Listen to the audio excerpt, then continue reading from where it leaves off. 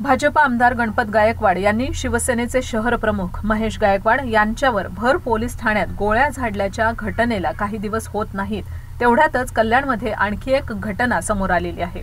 गणपत गायकवाड यांचे बंधू अभिमन्यू गायकवाड यांच्या कार्यालयातल्या कर्मचाऱ्यांना मारहाण करत त्यांच्या कार्यालयातली तोडफोड करण्यात आल्याचा प्रकार सध्या समोर आलाय। संबंधित घटनेमुळे परिसरात खळबळ उडालेली आहे। या प्रकरणाची गंभीर दखल पोलिसांनी घेतलेली आहे। पोलिसांनी या प्रकरणी गुन्हा दाखल करत 4 आरोपींना अटक केली। स्वरूप सोरटे, मयूर चव्हाण, व्यंकटेश कोनार, करण गुप्ता अशी अटक झालेल्यांची नावं असून उर्वरित दोघांची ओळख पटवली जात असल्याचं पोलिसांनी यावेळी सांगितलं।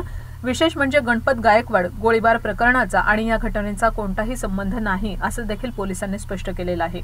संबंधित घटना ही सोमवारी 19 फेब्रुवारीला संध्याकाळी 7:15 वाजण्याच्या सुमारास घडली।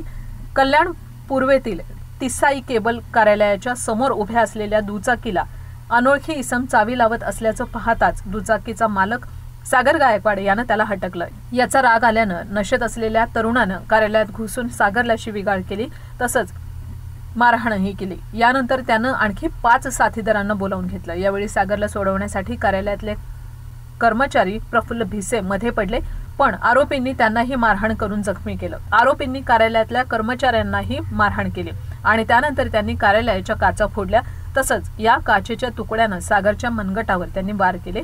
या मारहाणीत सागर जबर जखमी झाला आहे।